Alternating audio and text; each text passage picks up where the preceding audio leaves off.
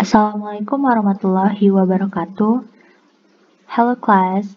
Now we're gonna learn figurative language, or in Indonesia we call it as majas. Figurative language refers to the use of figurative words in which the meaning is not fully reflected in the words that compose it. The function of figurative language is to compare one idea to a second idea, to make the first idea is easier to visualize, and then to give an aesthetic effect and emphasize the importance of what is being said, and then to bring out what thoughts, emotion, to help the readers form images in their mind. So, figurative language adalah penggunaan kata figuratif atau kiasan yang mana makna dari kata tersebut tidak sepenuhnya tercermin dari kata-katanya, seperti makna kias atau makna yang tidak sebenarnya.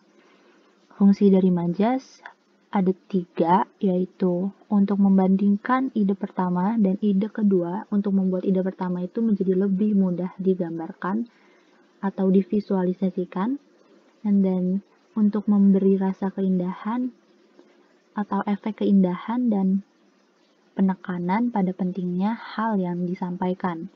And then untuk menyampaikan emosi penyair sebagai alat untuk membantu pembaca untuk membentuk gambaran dalam pikirannya. There are 3 kinds of figurative language, which are majas perbandingan, majas pertentangan, majas sindiran. Majas perbandingan itu terdiri dari simile, metaphor, personification, metonymy, synecdoche.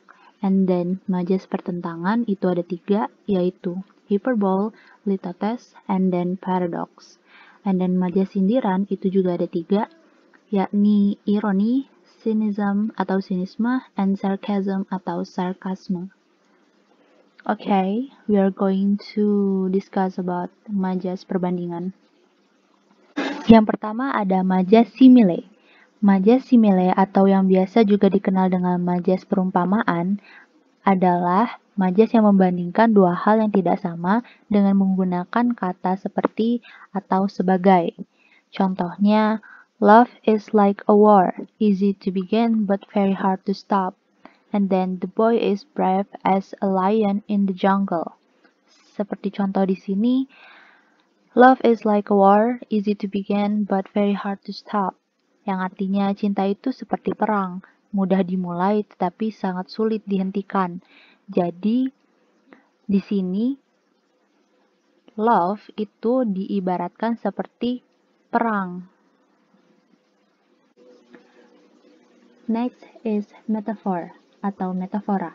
Majas metafora adalah majas yang sama seperti majas simile yang merupakan majas perbandingan, tetapi perbedaannya adalah majas metafor tidak menggunakan kata-kata seperti like or as, dan dia juga membandingkan dua hal yang berbeda secara langsung. Seperti contohnya, time is money, yang artinya waktu adalah uang. Di sini waktu disamakan dengan uang, padahal kita tahu bahwa waktu dan uang adalah dua hal yang berbeda. And then there is love is a battlefield, yang artinya cinta adalah medan perang.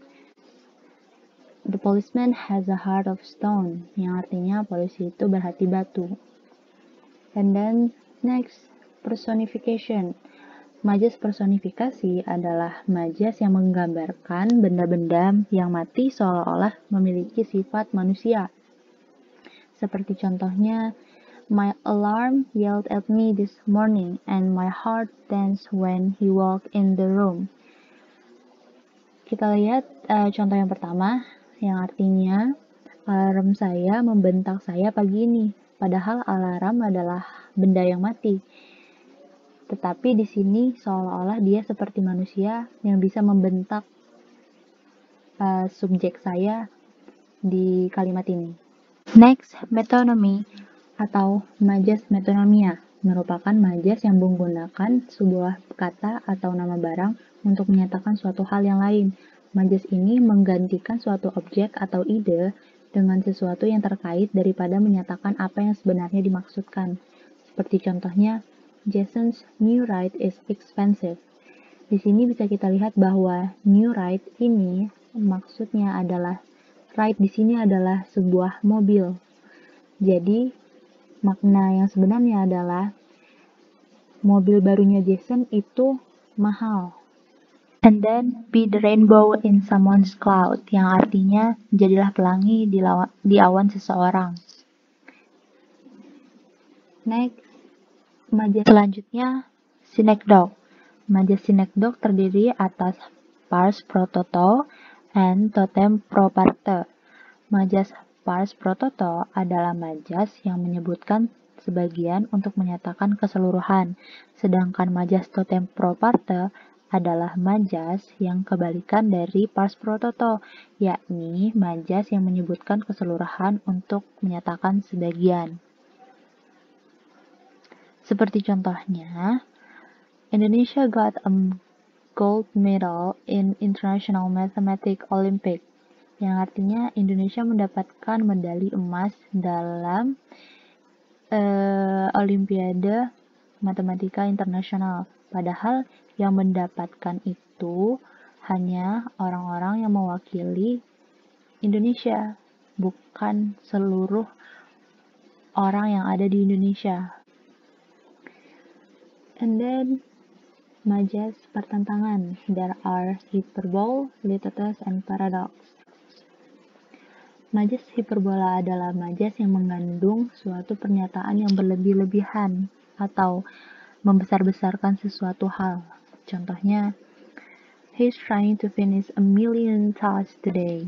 Padahal kondisi yang sebenarnya itu dia tuh cuma punya beberapa tugas gitu yang harus diselesaikan hari ini, nggak million. And then, she is as heavy as an elephant. Padahal berat badannya dia tuh ya cuma 60 kg, nggak seberat seperti gajah gitu. Jadi, hiperbola ini adalah majas yang menggunakan kata-kata yang berlebih-lebihan atau melebaikan tuh. And then there is litotes. Litotes adalah majas yang menyatakan sesuatu hal yang lebih rendah dengan keadaan sebenarnya. Contohnya, my poem is not that good. Padahal puisinya itu bagus banget.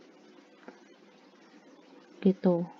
Dan kalau contohnya, biasanya nih yang sangat terkenal. Silakan mampir ke gubukku. Padahal ya bukan gubuk gitu kan. Padahal rumahnya bagus gitu. Tapi dia menyebutnya gubuk. Merendah lah istilahnya. And then, paradox. Paradox merupakan majas yang mengandung pertentangan nyata dengan fakta-fakta yang ada. Paradoks itu pernyataan yang bertolak belakang. Seperti contohnya, save money by spending it. Yang artinya menyimpan uang dengan menghamburkannya. Itu kan dua hal yang berbeda gitu kan. Kita mau save money, tapi kok malah kita habiskan gitu. And then, I must be cruel to be kind. Saya harus menjadi jahat untuk menjadi baik. And then there is irony.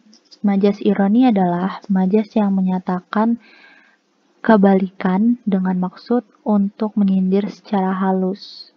Majas ini menggunakan statements yang bertolak belakang dengan situasi yang sebenarnya. Seperti contohnya, situasi yang sebenarnya itu the speech is boring, tapi dia malah menggunakan kata your speech is amazing until everybody is asleep gitu. Jadi dia menyindir dengan mengatakan speech-nya itu amazing instead of using your speech is boring gitu. And then there is cynicism. Majas sinisme adalah majas yang menyindir secara kasar dengan menggunakan kata-kata yang tidak sopan. Seperti contohnya, I'm fed up with your bad behavior. You smell bad. Do you take a bath this morning? Yang artinya, saya muak dengan kelakuan burukmu. Dan yang kedua itu artinya, kamu itu bau. Apakah kamu mandi pagi ini? Itu kan gak sopan banget ya. And then the last is sarcasm atau sarkasme. Majas ini majas yang paling kasar karena dia juga bisa menyakiti hati seseorang gitu. Contohnya seperti what a jerk, atau kita ngomong kayak bodoh banget sih kamu gitu. Jadi ketiga majas ini adalah majas sindiran. Ironi itu dia menyindir secara halus.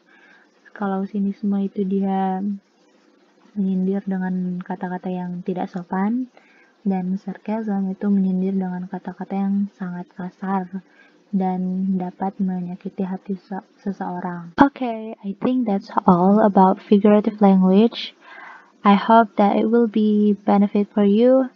Thank you for your attention. Wassalamualaikum warahmatullahi wabarakatuh.